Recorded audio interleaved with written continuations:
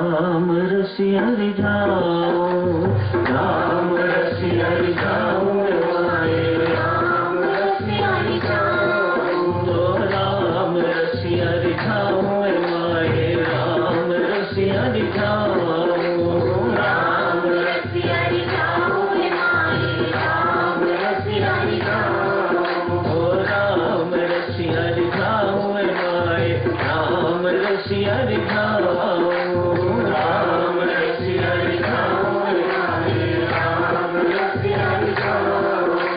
मोअबला पर कृपा कीजिए, मोअबला पर कृपा कीजिए, मोअबला पर कृपा कीजिए, मोअबला पर कृपा कीजिए। गुण गोविंद के गाँव में माए, राम रसिया रिझाओ,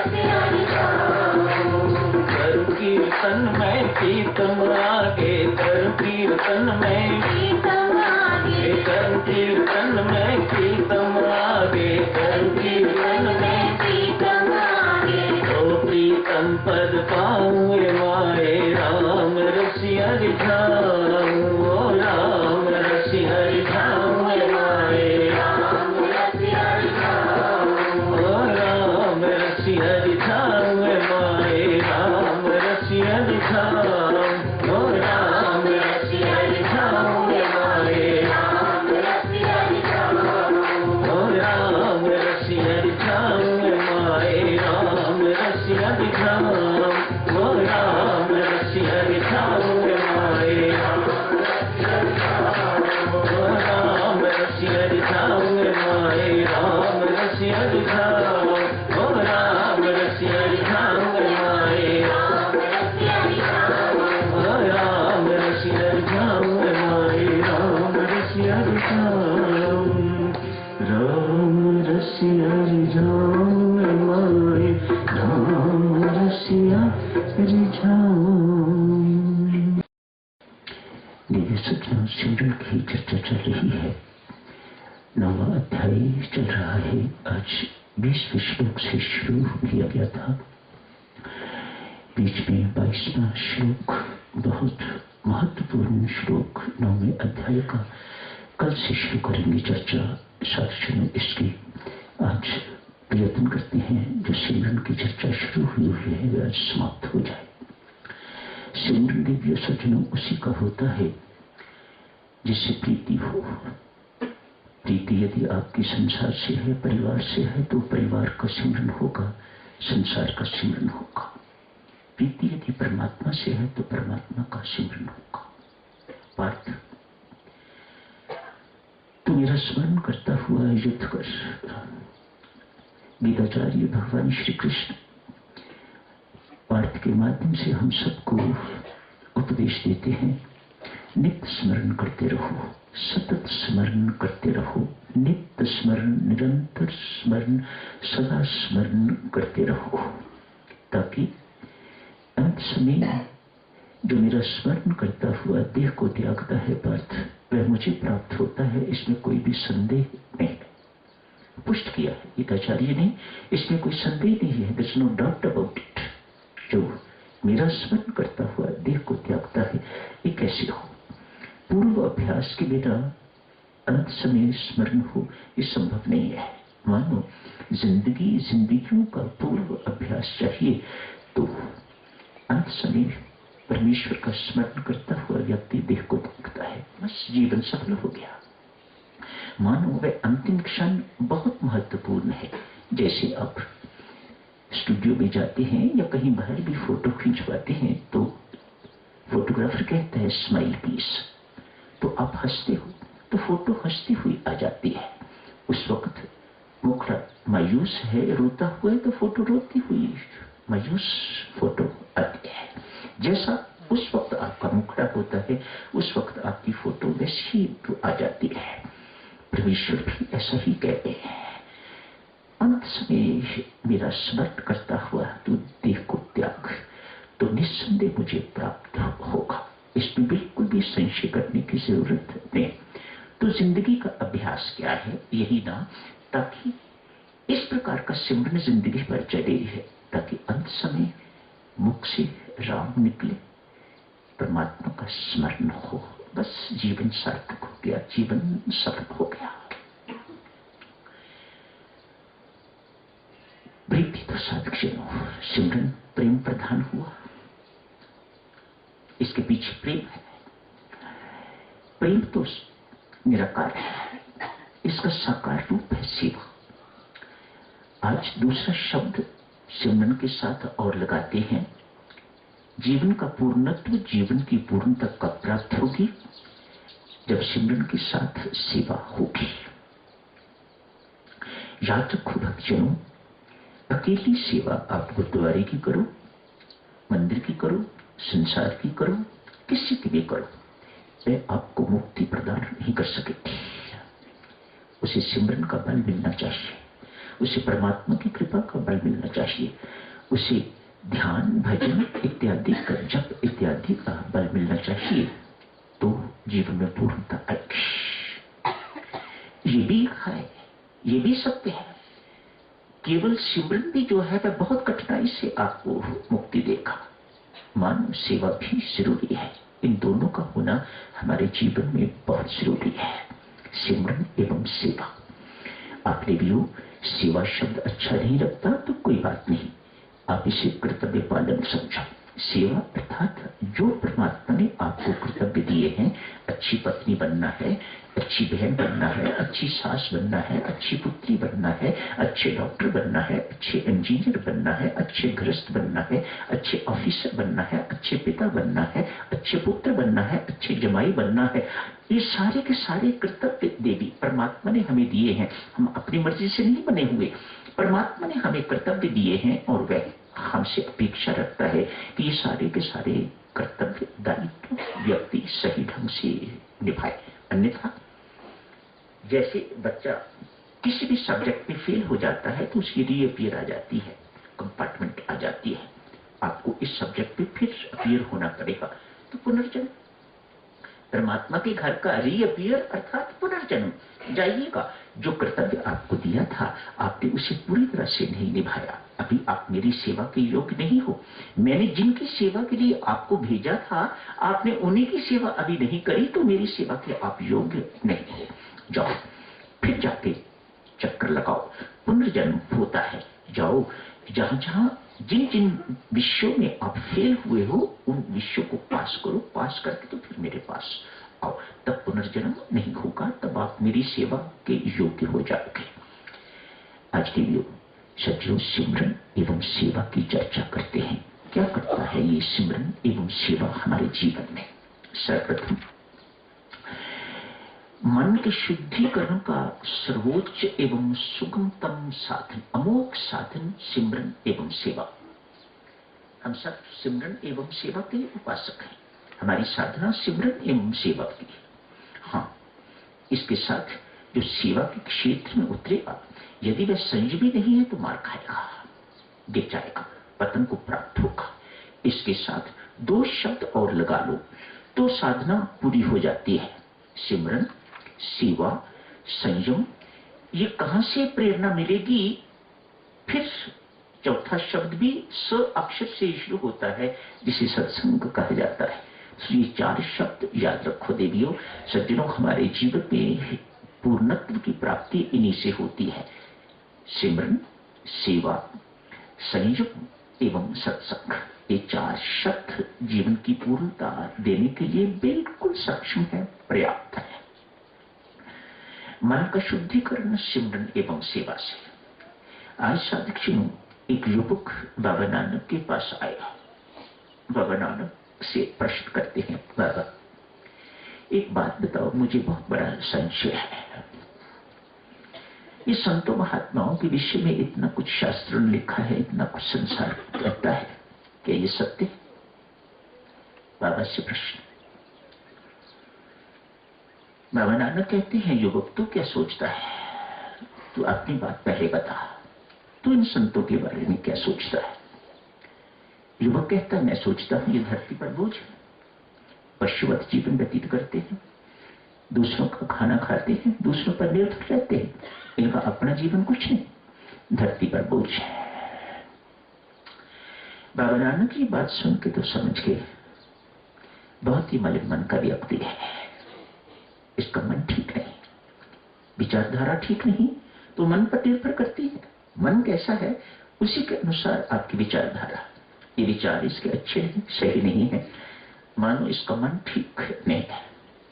कहा बस थोड़े दिन यहां रहो, जूतियां साफ करो, जूठे बर्तन साफ करो, लंगर की सेवा दे दी, साथ ही साथ राम राम जपते रहना। कहा मैं भी राम राम जपता हूं, सिमरन करता हूं परमात्मा का, तू भी साथ साथ सिमरन करना, पशुओं का काम करना, गोबर इत्यादि उठाना, जो 3-4 काम उसे देती है। मानो सिमरन एवं सेवा दोनों का संगम प्रपोज कर दिया, ये कर। 3-1 साल व्यतीत हुए होंगे, ये काम दिनों में नहीं होता, 3-1 साल व्यतीत हुए होंगे। आज उसे बुलाया, कहा भाई उस दिन आपने संतों के बारे में कुछ कहा था, आज तू क्या कहता है? कहा बाबा ऐसा लगता है जैसे बहुत अमीर व्यक्ति इस वक्त यहां आए हुए हैं, पुराने को पुण्य करनी है और पुराना पुण्य खा रहे हैं। ये अमीरी इस वक्त की, ये अफसरी इस वक्त की क्या है? पुराने पुण्य किए हुए। अभी इस पे तो कुछ ऐसा है नहीं, प्रारब्ध इकट्ठी की हुई, पुराने पुण्य इकट्ठे किए हुए, उनके कारण व्यक्ति अमीर है, उनके कारण सब खुशहाली है, प्रॉस्पेरिटी है। किस कारण? पुराने पुण्यों के कारण। जिस प्रकार अमीर पुराने पुण्यों पर जी रहे हैं, आनंद लूट रहे हैं, इसी प्रकार से ये संत महात्मा भी कोई पुराने पुण्य कर्मी होंगे और मौज कर रहे हैं। कुछ करना नहीं पड़ता, बनी बनाई मिलती है, कोई कपड़े दे देता है, कोई रोटी दे देता है, कोई रहने को जगह दे देता है, इत्यादि इत्यादि। कहा बस थोड़ी देर और रहो यहां। 3 साल और बीते। आज भी पूछा, अब युवक तू संतों के बारे में क्या कहता है? देवतुल्य हैं संत, देवतुल्य, देवताओं के समान है। 3 साल सेवा और कराई। 12 साल के बाद आज बाबा नानक ने फिर बुला के पूछा, युवक अब तेरी संतों के बारे में क्या राय है? कहा बाबा ऐसा लगता है वह अकाल पुरुष संतों का रूप धारण करके तो हमारे कल्याण के लिए जहां आता रहता है। बाबा ने कहा वत्स संत भी वही हैं, कोई अंतर नहीं, सिर्फ बदला है तो साधना से, सिमरन एवं सेवा से तेरी विचारधारा बदली है, वह गंदा मन साफ हुआ है। सिमरन एवं सेवा अमोघ साधन है मन के शुद्धिकरण के लिए। मन पवित्र होता है। देवी सज्जनों, जब तक मन पवित्र नहीं होगा तो ये मन शंकाशील रहेगा, संशय उठते रहेंगे, शंकाएं उठती रहेंगी, एरोगेंट रहोगे, अभिमानी रहोगे, ये झुकने नहीं देगा मन आपको, नम्रता नहीं आएगी, विनम्रता नहीं आएगी, झुकना नहीं सीखोगे तो जो सुना हुआ है उसे ग्रहण भी नहीं कर सकोगे। बिना झुके आज तक कोई कुछ भी ग्रहण नहीं कर पाया। बेशक लाखों वर्ष बीत जाए कथा सुनने में, शास्त्र पढ़ने में, बिना झुके हुए आदमी कुछ भी ग्रहण नहीं कर सकता। ये शास्त्रों का पक्का नियम है। बहुत बल है देवी सज्जनों इस सिमरन एवं सेवा में। एक छोटी सी दृष्टांत के माध्यम से देखिएगा। आज एक महिला दादू के पास गई है, संत बहुत बड़े संत हुए, संत दादू के पास गई है, जाके कहते हैं प्रभु कुछ मेरे ऊपर ऐसी कृपा करो, कुछ मुझे ऐसा यंत्र मंत्र दो कि मेरा पति मेरे वश में हो जाए। मैंने सुना है बहुत सारी महिलाएं ऐसा करती हैं आजकल, अपने पति को अपने इशारों पर चलाना चाहती हैं। ऐसी बुद्धिमत्ता मानती हैं, वे बड़प्पन मानती हैं। ये महिला भी गई है। संत ने कहा, देवी मैं किसी मंत्र यंत्र को नहीं जानता, राम राम जपता हूं, औरों को राम राम जपने के लिए कहता हूं, बस इससे अधिक मुझे कुछ नहीं आता। पर तुम्हें यकीन दिलाता हूं, ये राम राम जपना, सिमरन करना, प्रेम पूर्वक करना इतना बलशाली है कि इससे परमात्मा वश में हो जाते हैं। तो इंसान की क्या औकात की वह वश में ना हो। तो राम राम जप, प्रेम पूर्वक अपने पति की सेवा कर, सब कुछ ठीक हो जाएगा। महिला इस बात को मानी नहीं बाबा, मुझे कोई यंत्र बना के दे दे, तावीज बना के दे दे, मैं गले में डालूं तो जाते ही मेरा पति जो है मेरे वश में हो जाए। लगा ये मानने वाली नहीं, तो एक कागज पर कुछ लिख दिया। कहा इसे तावीज में डाल के तो अपने गले में डाल लेना, पति को पता न लगे, गले में डाल रखा, इससे तेरा पति तेरे वश में हो जाएगा। हाँ, ये मंत्र तब सिद्ध होगा जब तू आज से अपने पति की बहुत प्रेम पूर्वक सेवा करेगी। सिमरन तो करना ही करना है, राम राम तो तुम्हें जपना ही जपना है, पर अपने पति की जैसे जैसे वह कहे बिल्कुल आज्ञाकारिणी बन के तो पति की प्रेम पूर्वक सेवा करते रहेगा। पति शुरू कर दिया, चमत्कारी प्रभाव हो गया। कोई लड़ाई झगड़ा बिल्कुल नहीं, पत्नी जैसी जैसी कहती जाती है पति वैसे वैसे ही करता जाता है। मानो अब पत्नी के अंदर भी इस प्रकार का परिवर्तन आया है कि वह भी कुछ गलत काम अपने पति से नहीं करवाती। वह भी जो कुछ कहती है सही कहती है और पति उसको स्वीकार कर लेता है। इससे उसे लगता है कि पति आज्ञाकारी हो गया हुआ है, बात तो बन गई। कुछ समय इस प्रकार से व्यतीत हुआ, समझिए 1 साल के अंदर अंदर, 6 महीने से 1 साल के अंदर अंदर चमत्कारिक घटना घट गई। संत का धन्यवाद करने के लिए दोनों पति पत्नी गए, दादू को प्रणाम किया, कुछ मिठाई कुछ फल के टोकरे इत्यादि ले गई धन्यवाद करने के लिए। देवी ये सब कुछ तो मुझे नहीं चाहिए, तेरा काम बन गया, ठीक हो गया, मुझे इससे बहुत प्रसन्नता है। तो महाराज आपके दिए हुए तावीज का प्रताप है। नहीं देवी, मेरे तावीज को खोल, उस कागज पर वही लिखा हुआ था जो बाबा ने उसे कहा था। सिमरन सेवा से यदि परमात्मा वश में हो सकते हैं तो तेरा पति एक इंसान है, वह क्यों नहीं वश में होगा।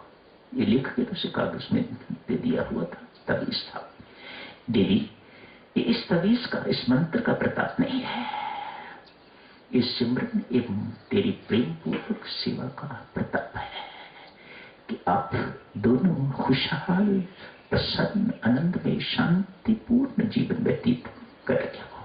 सच मानिएगा, ये तो एक छोटा सा देवीय सचना दृष्टांत है। दृष्टांतों से भरा पड़ा है इतिहास।